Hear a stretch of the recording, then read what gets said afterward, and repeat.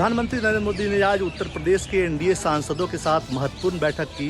बैठक में उन्होंने राज्य में चल रहे विकास कार्यों और सांसदों के द्वारा किए जा रहे तमाम विकास कार्यों की जानकारी भी ली। उन्होंने साफ साफ कहा कि आप काम कीजिए, ये मजदूर आपके साथ खड़ा है। सीधे तौर पे पीएम ने अपने सांसदों से कहा कि आप जनता से जुड़े रहिए, उनसे जुड़ने वाले हर काम कीजिए। इसके साथ साथ उन्होंने कहा कि सीधे तौर पे एनडीए सरकार में बहुत सारा काम हो रहा है, लेकिन उसका प्रचार ठीक ढंग से नहीं होता, इसलिए सोशल मीडिया का इस्तेमाल करें और जो भी काम आप करें, राज्य सरकार का काम हो, केंद्र सरकार का काम हो या सांसद निधि का काम हो, उसको विशेष तरीके से उसका प्रचार भी करें ताकि आम जनता तक सही जानकारी पहुंचे। उन्होंने कांग्रेस पर निशाना भी साधा और कहा कि कांग्रेस चुनाव करीब आते ही काम का दिखावा करने लगती है, जबकि एनडीए सरकार पूरी लगनता के साथ, लग्न के साथ काम करती है। लिहाजा प्रधानमंत्री उत्तर प्रदेश के सांसदों के साथ लगातार इस तरह की बातचीत कर रहे हैं और चुनाव जीतने के टिप्स वो लगातार चुनाव से 2 साल पहले ही दे रहे हैं। कुमार गौरव, न्यूज़ 24 दिल्ली।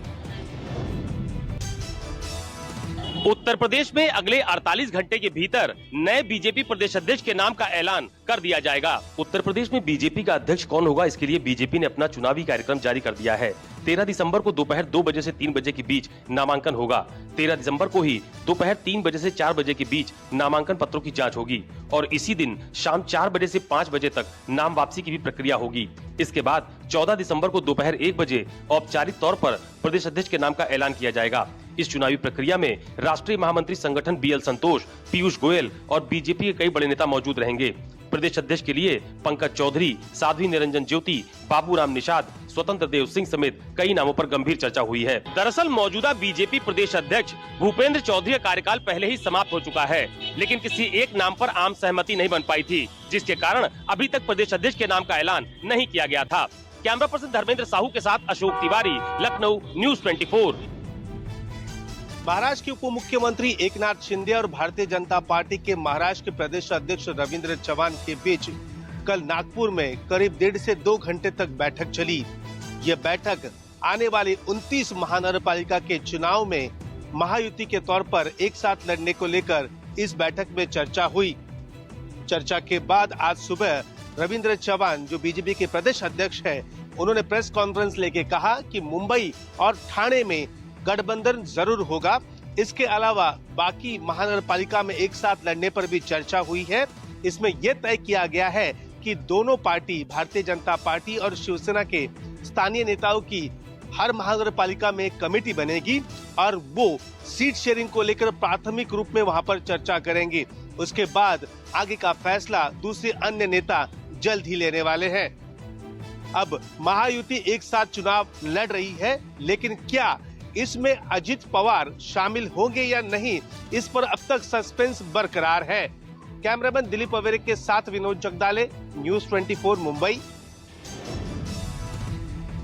बिहार में इस बार प्रचंड बहुमत के साथ एनडीए की सरकार बनी है, लेकिन इस एनडीए की सरकार में एक नई जो बात सामने आ रही है उसमें यह है कि बीजेपी के जो नेता हैं, जो मंत्री हैं, वो इस बार पहले से काफी ज्यादा सक्रिय दिख रहे हैं। आप देख सकते हैं इस वक्त मैं डिप्टी सीएम विजय सिन्हा के सरकारी आवास पर मौजूद हूं और आप देख सकते हैं यहाँ पर नई सरकार, नई पहल की गई है राजस्व एवं भूमि सुधार विभाग के तरफ से, यानी भूमि संबंधित जो समस्याएं हैं उसके समाधान के लिए यह भूमि सुधार जन कल्याण संवाद का आयोजन किया गया है विभाग के तरफ से। यह 20 सालों में पहली बार किया गया है, यानी जितने भी राज्य भर के लोग हैं जिन्हें भूमि संबंधी समस्या है वो यहाँ पर आकर सीधे तौर पर जो मंत्री हैं, राजस्व मंत्री हैं विजय सिन्हा, उनसे संवाद करेंगे और उनकी समस्या जो होगी उसको निश्चित रूप से उसका समाधान निकालने की कोशिश विभाग के तरफ से की जाएगी। कैमरामैन ऋषि के साथ सौरभ कुमार, पटना, न्यूज़ 24। उत्तर प्रदेश में बांग्लादेशी घुसपैठियों के खिलाफ ऑपरेशन टॉर्च लगातार जारी है। आज भी उत्तर प्रदेश के तमाम जिलों में ताबड़तोड़ छापेमारी हुई। सबसे चौंकाने वाली घटना अमरोहा से सामने आई, जहां सऊदी अरब में काम करने वाले राशिद अली नाम के शख्स ने बांग्लादेश की रहने वाली महिला रीना को नेपाल के रास्ते भारत में दाखिल करवा दिया। जानकारी मिलने पर पुलिस ने दोनों को गिरफ्तार कर लिया और अब पूछताछ की जा रही है। पूछताछ में पता चला है कि दोनों ने सऊदी अरब में निकाह कर लिया था और बाद में राशिद रीना को नेपाल के रास्ते भारत लेकर के आ गया और अमरोहा में रहने लगा। इसके अलावा कानपुर से लेकर बनारस और लखनऊ तक छापेमारी का अभियान जारी रहा। लखनऊ के फैजुल्लागंज में कुछ संदिग्ध लोगों की पहचान हुई। अब इसके बारे में जांच पड़ताल की जा रही है। ऑपरेशन टॉर्च के तहत उत्तर प्रदेश के कुछ जिलों में बांग्लादेशी घुसपैठिए चिन्हित भी किए गए, जिनके खिलाफ अब आगे की कार्रवाई की जा रही है। कैमरा पर्सन धर्मेंद्र कुमार साहू के साथ मानस श्रीवास्तव, लखनऊ, न्यूज़ 24। कांग्रेस पार्टी के वरिष्ठ नेता और देश के पूर्व गृह मंत्री शिवराज पाटिल का आज निधन हो गया। वे 91 वर्ष के थे और पिछले काफी लंबे समय से बीमार चल रहे थे। उन्होंने आज सुबह 6:30 बजे लातूर के अपने घर देवघर में अंतिम सांस ली। लंबी बीमारी के कारण घर पर ही उनका इलाज चल रहा था। शिवराज पाटिल चाकुरकर लोकसभा के स्पीकर थे और उन्होंने कई केंद्रीय मंत्री पदों पर काम किया। उन्होंने अपने राजनीतिक करियर में देश के लिए कई प्रतिष्ठित पदों पर काम किया और देश की संवैधानिक प्रक्रिया में सक्रिय भूमिका निभाई। शिवराज पाटिल लातूर के चाकुर से एक प्रभावशाली कांग्रेस नेता थे और लातूर लोकसभा क्षेत्र से 7 बार जीते थे। साल 2004 में उन्होंने लोकसभा में हारने के बाद भी उन्होंने राज्यसभा से गृह मंत्री का पद और केंद्रीय जिम्मेदारियां स्वीकार की थी। कांग्रेस और उसके सभी कार्यकर्ताओं ने उनके निधन पर दुख जताया है और उनके परिवार के प्रति अपनी संवेदना व्यक्त की है। कैमरामैन विनोद सिंह के साथ Rahul Pandey, news 24, Mumbai. Pune land scam में उप मुख्यमंत्री अजीत पवार के बेटे पार्थ पवार की मुश्किलें बढ़ने लगी हैं। स्टैंप ड्यूटी बचाकर सरकारी जमीन खरीदने वाली अमेडिया कंपनी को स्टैंप ड्यूटी डिपार्टमेंट ने 22 करोड़ 48 लाख स्टैंप ड्यूटी भरने का आदेश जारी किया है। इसके अलावा 1 करोड़ 46 लाख रुपए का जुर्माना भी लगाया है। इसी कंपनी ने पुणे में 40 एकड़ जमीन खरीदी थी, जिसकी अनुमानित कीमत 1800 करोड़ थी। ये जमीन 300 करोड़ रुपए में खरीदी गई और इसके लिए सिर्फ 500 रुपए का स्टैंप ड्यूटी रजिस्ट्रेशन चुकाया गया। जब ये मामला काफ़ी उछला, राजनीतिक गलियारों में हलचल बढ़ी, तब जमीन का सौदा रद्द कर दिया गया। इससे पहले बॉम्बे हाईकोर्ट ने भी पार्थ पवार का नाम एफआईआर में नहीं होने को लेकर पुणे पुलिस से सवाल किया। पुणे पुलिस का कहना था कि दस्तावेजों में पार्थ पवार का नाम नहीं है, इसलिए एफआईआर में नाम नहीं आया, लेकिन आगे की जांच जारी है। अंचल के साथ इंद्रजीत सिंह, न्यूज़ 24, मुंबई। राजस्थान की भजनलाल सरकार के 2 साल पूरे हो गए हैं और इस दौरान सरकार की तरफ से अपनी उपलब्धियों को बताने के लिए खास प्रचार रथों को भी राज्य भर के सभी 200 विधानसभा सीटों के लिए रवाना किया गया है। इन प्रचार रथों में हाईटेक एलईडी स्क्रीन और स्पीकर लगे होंगे। साथ ही पैम्पलेट की सहायता से लोगों को सरकार द्वारा अब तक जन कल्याण के लिए बनाई गई तमाम योजनाओं की जानकारी दी जाएगी और बताया जाएगा कि किस तरह से सरकार सभी लोगों के लिए काम कर रही है। अलग अलग विधानसभा क्षेत्रों में जाने वाले इन रथों के माध्यम से यह भी बताने की कोशिश की जाएगी कि उस पर्टिकुलर विधानसभा क्षेत्र के लिए सरकार की ओर से पिछले 2 साल में कितनी बड़ी योजनाएं बनाई गई है और उसका आम लोगों को किस तरह से लाभ हो रहा है।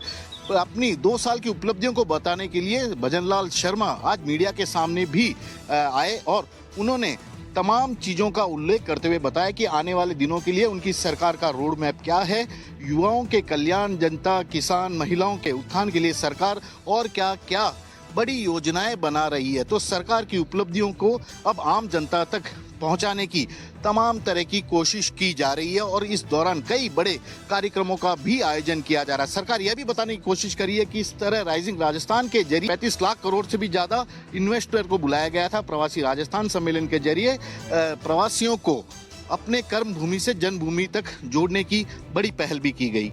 कैमरामैन विक्रम सिंह भाटी के साथ श्रीवत्सन, जयपुर, न्यूज़ 20। गोवा अग्निकांड मामले में गोवा की पुलिस बैंकॉक नहीं जाएगी लूथरा भाइयों को लाने में। ये फैसला गोवा के सीएम प्रमोद सावंत के निगरानी में ली गई एक बैठक में लिया गया है। इससे पहले प्रमोद सावंत ने कहा था कि गोवा पुलिस खुद थाईलैंड जाएगी लुथरा ब्रदर्स को लाने के लिए, लेकिन अब ये कहा जा रहा है कि गोवा पुलिस मात्र दिल्ली तक जाएगी और दिल्ली से सीबीआई की टीम बैंकॉक जाएगी। हो सकता है कि सोमवार के दिन सीबीआई की टीम बैंकॉक पहुंचे। बता दें कि शनिवार और रविवार की आधी रात गोवा के अरपुरा गांव में एक नाइट क्लब में आग लग गई थी, जिसमें 25 लोगों की मौत हो गई थी। आग लगने के तुरंत बाद लुथरा भाई थाईलैंड भाग गए थे। उन्हें थाईलैंड से लाने के लिए गोवा पुलिस और सीबीआई ने काफ़ी आपसी तालमेल बनाकर लुकआउट नोटिस भी जारी किया था। इसके साथ ही ब्लू कॉर्नर नोटिस भी जारी किया गया था और लगातार थाई पुलिस के संपर्क में थे।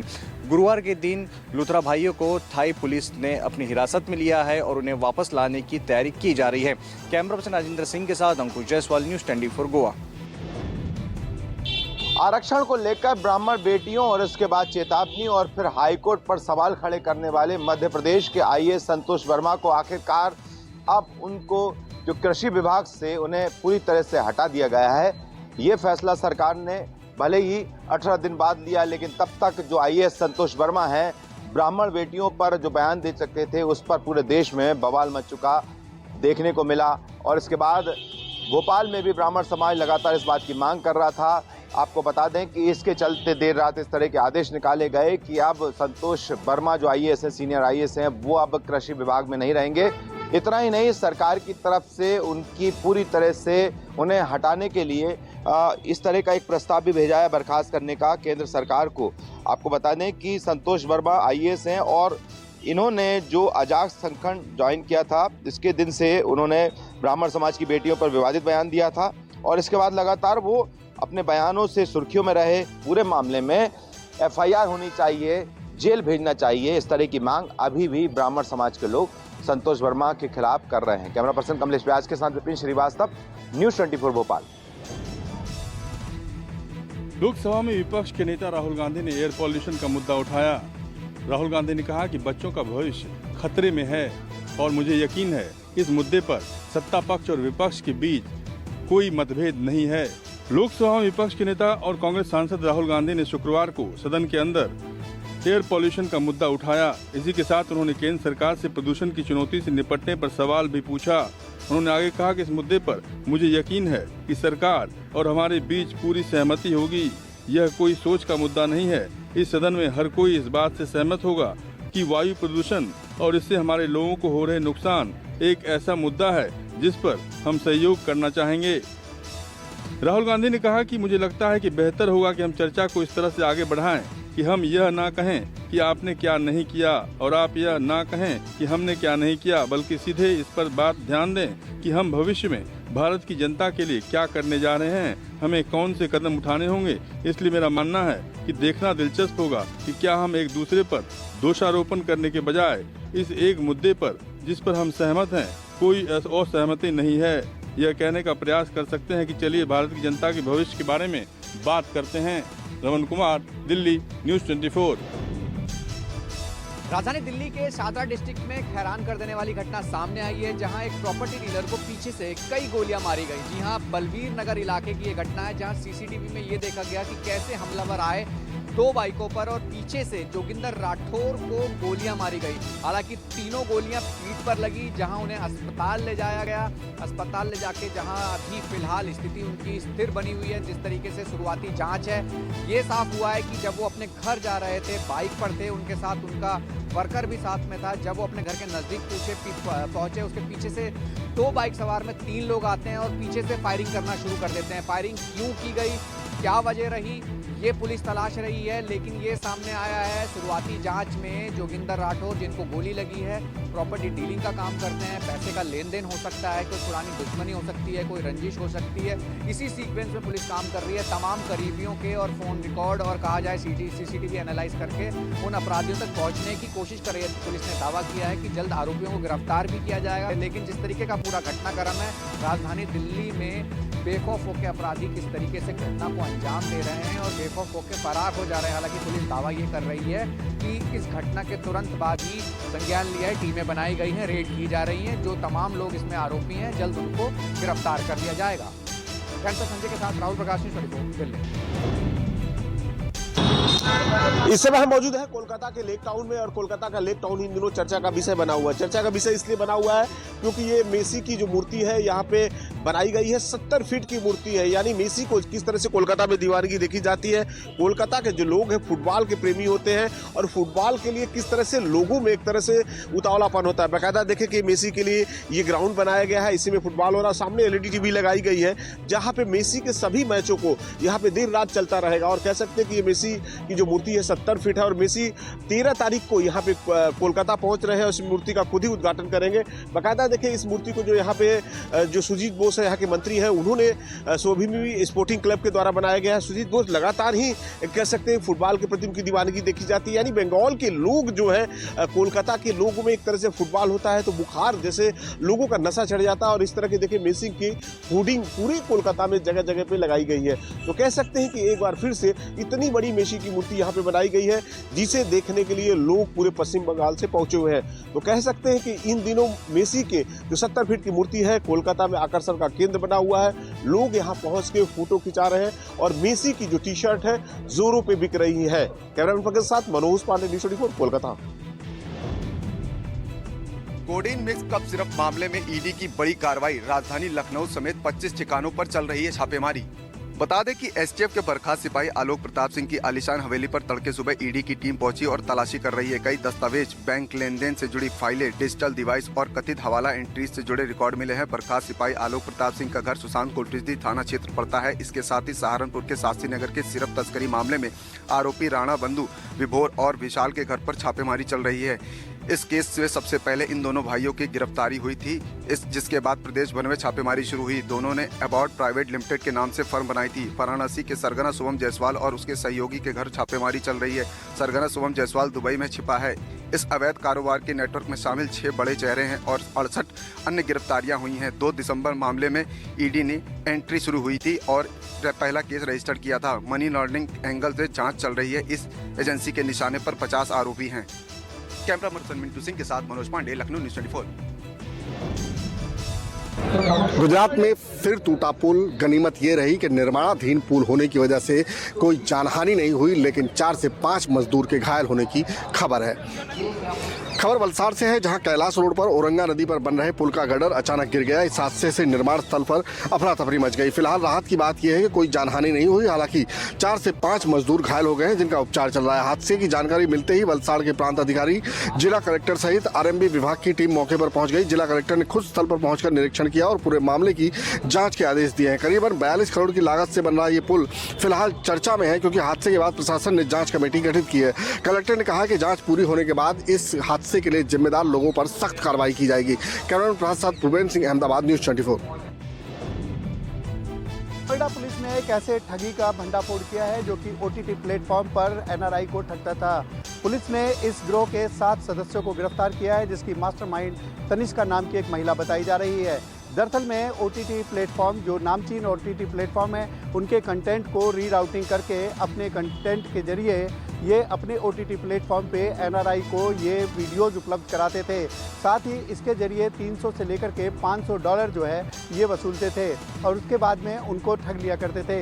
दरअसल में इसके लिए काफ़ी दिनों से पुलिस को शिकायत मिल रही थी। पुलिस ने रेड मार करके इस कॉल सेंटर का भंडाफोड़ किया है। दरअसल में बताया जा रहा है तनिष्का जो है वो इसकी मास्टरमाइंड है और ये काफ़ी दिनों से इस ठगी को अब अंजाम दे रही थी। फिलहाल पुलिस ने इस गिरोह के सभी सदस्यों को गिरफ्तार कर लिया है और साथ ही इनके अकाउंट की जांच भी की जा रही है। कैमरा पर्सन उमेश के साथ में यूसुफ, न्यूज़ 24, नोएडा।